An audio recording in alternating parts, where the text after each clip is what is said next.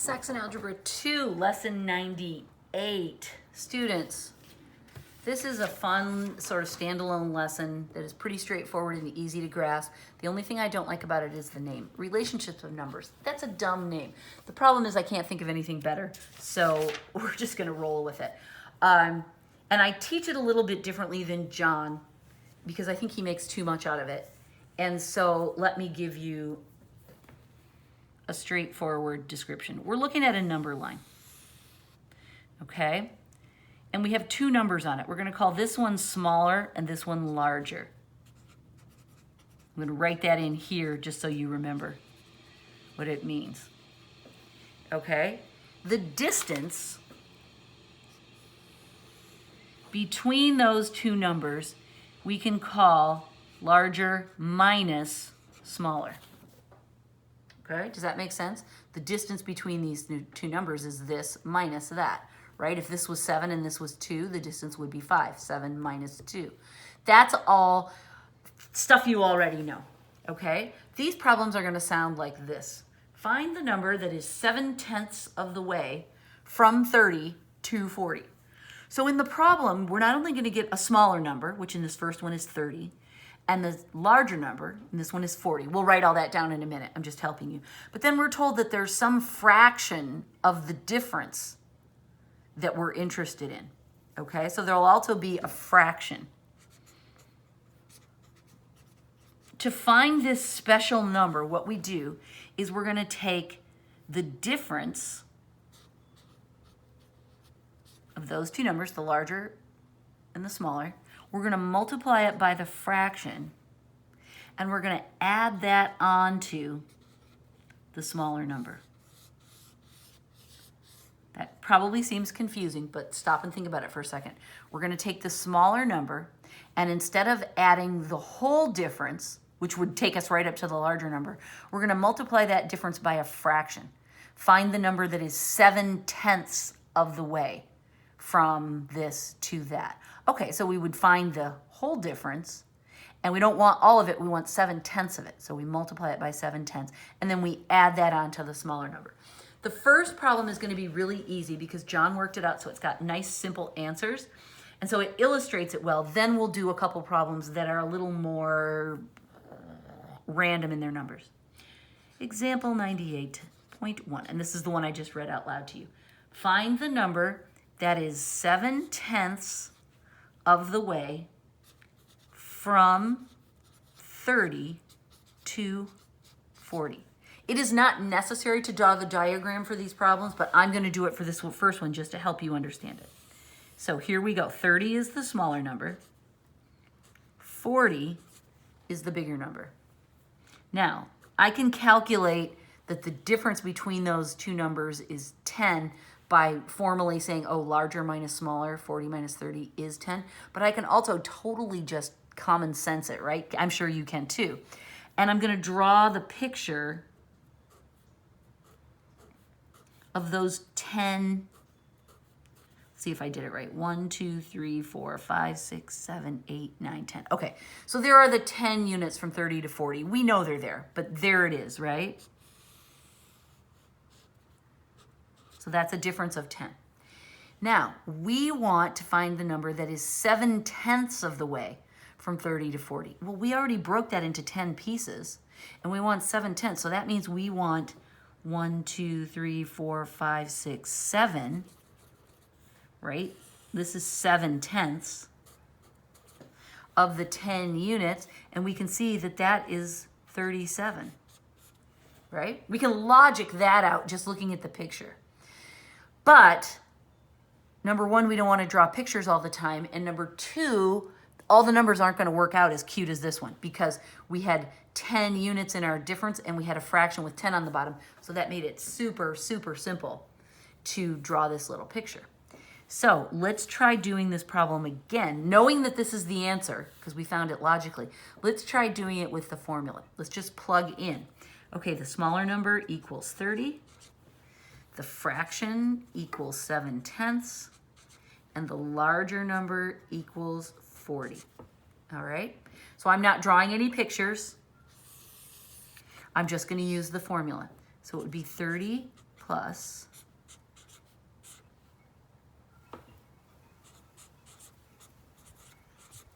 as I just ranted and raved to the Algebra 1 boys, when your formula has a minus sign, you need to be, and your values have negatives, you need to be extremely careful about buckets. I did not use buckets here because none of my values have negatives, but I'm telling you, if you have negatives in your formula and negatives in your values, use buckets. Please, please, please use buckets. It will make a difference.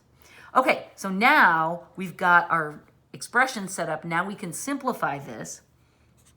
30 plus, this reduces to 10. The two 10s cancel, and there's our 37. So the formula works. This is what we're getting at. Identify the difference between those two numbers, and then use the fraction to find the desired portion of that distance. All right? Let's try another one where the numbers are not so cute, and we will just trust the formula completely. And it is this. Smaller fraction, larger.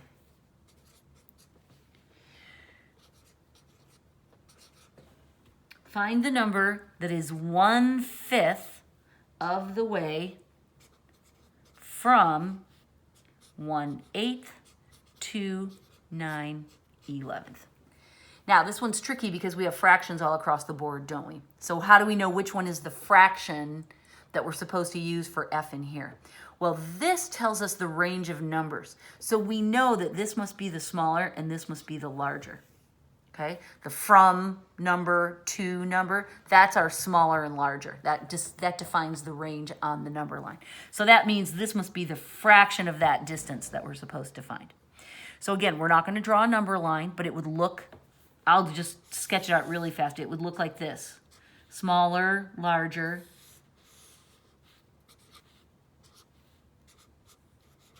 and then some fraction of it.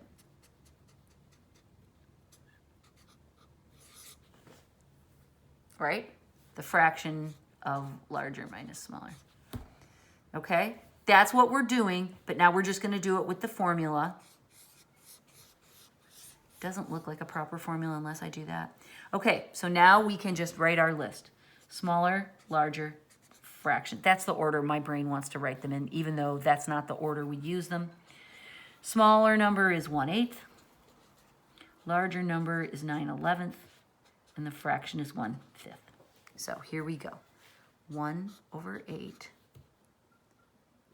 plus the fraction times the larger minus the smaller.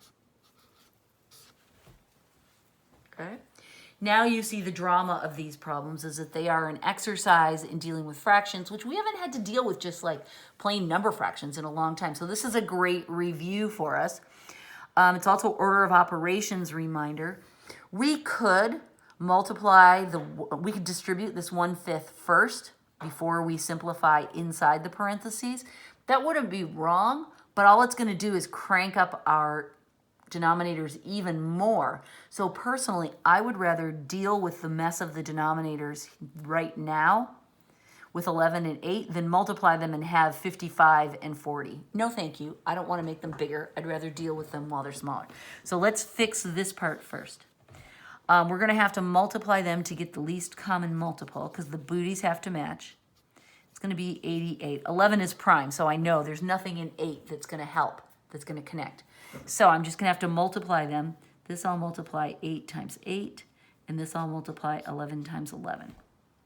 Okay, so this is going to be 72 over 88 minus 11 over 88, right? That's the new parentheses. And then I can simplify that. That will be what? 61 over 88. I'm multiplying it by 1/5, right? Okay. I can live with that. It's not as neat as I would like it to be. You know, I'd like it if this was cuter and smaller, but I could do it. Okay, now we have 1/8 plus. We're going to multiply, right? Order of operations, remember, is we do anything in brackets or parentheses, symbols of inclusion. Then we do roots and powers. Then, now this x means multiply. It doesn't mean x like that. Now we multiply or divide, add or subtract. This is one of the things, if you decide to do Keys to Algebra with me this year to prepare for Running Start, these are the things we need to review, you guys. This stuff seems so easy, but it's buried under layers of trig functions in your brain. So we need to pull it back out. Okay, so now we're going to multiply this. We get 61. There's nothing we can cancel. 61 over 440. Lord have mercy, right? Now to add those, once again, we need an LCM. And I know that 8 will go into 440 because, look, it just was here.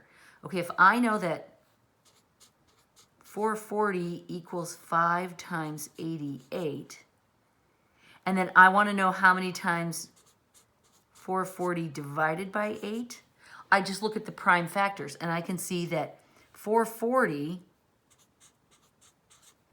equals 5 times 8 times 11. See, I can just break that out. Now it's easy for me to divide 440 by 8 because I can see it's going to be 55, the other two pieces. So now I know that I have to multiply this side by 55 over 55 because I want to multiply by 8 and get 440. So I use prime numbers to break these products apart and look at the factors in whatever way is useful for me given my stage of the problem.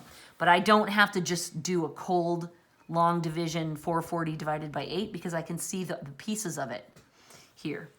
Okay, so now I'm multiplying this side. I'm going to rewrite over here. It'll become 55 over 440. And when I add them together, I will get 116, right? 116 over 440. Oh, I'm pretty sure I can take 4 out of each of those, right? Because 4,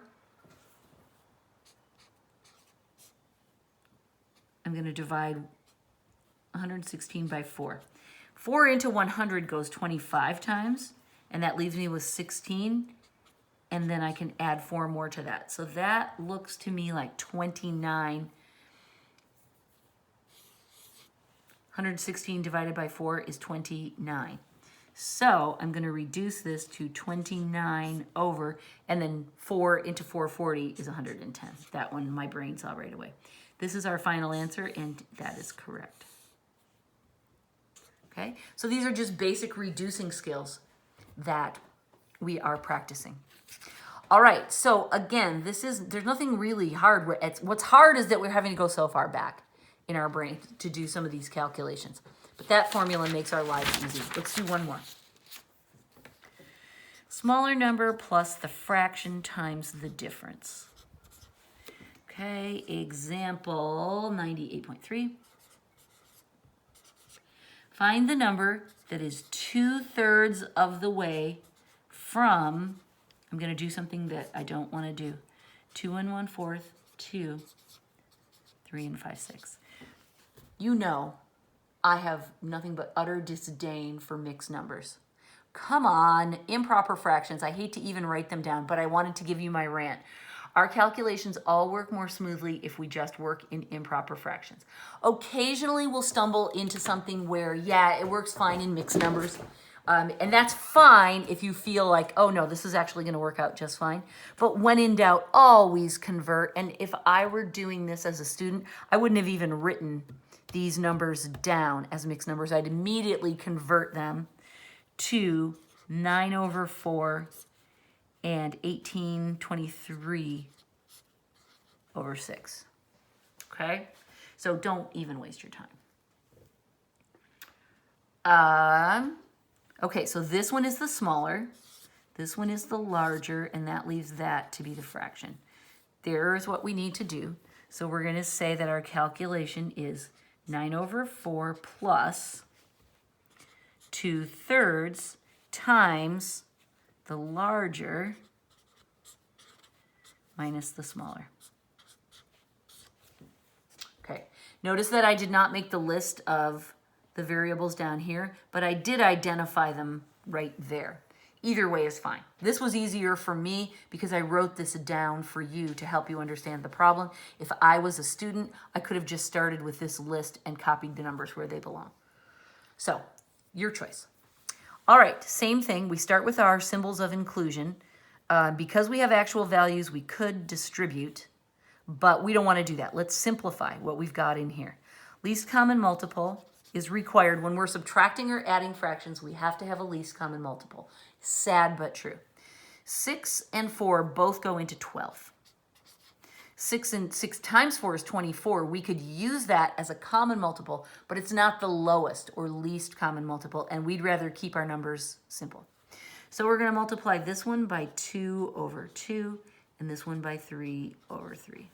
I'll write it down here. 46 over 12 minus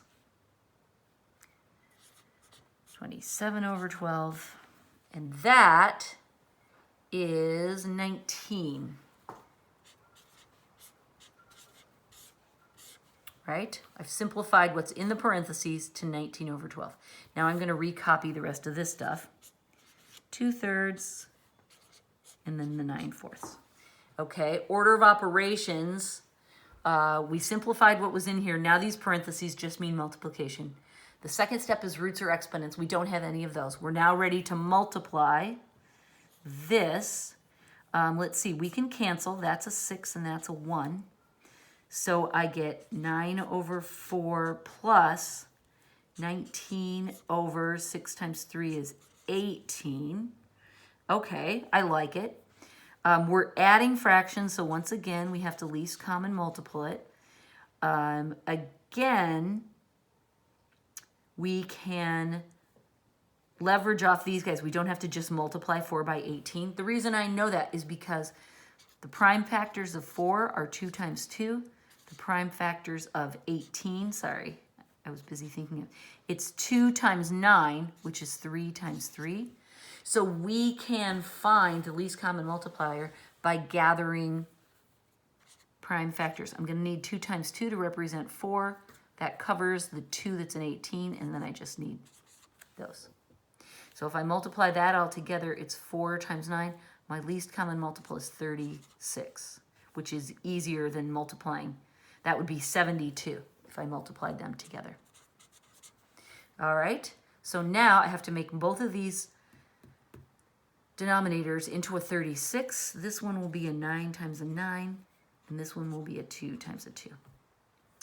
That gives me 81 over 36 plus 38 over 36. I add them together and I get 119 over 36. 119 is prime. We can double check that. Does it divide by 2? No. Does it divide by 3? Let's add the digits. 1, 2, 11. 11 is not divisible by 3, so 3 doesn't work. It's not going to go by 5 or by 10, right? We can rule that out. Possibly it could be divisible by 7, but 7 doesn't go into 36, so we're done. And that's correct. Okay? So remember your tests of divisibility for numbers. All right, that is lesson 98. It is a great example of the kinds of lessons that we need to be doing right now. It's not groundbreaking trig or advanced calculations, but it's a great real-life problem. You may run into things like this trying to measure in real life. And it is a fantastic review of some of the older operations that we just haven't done in a while. So, yay. We're done now with 98. That's all I have to say. Thank you. Goodbye.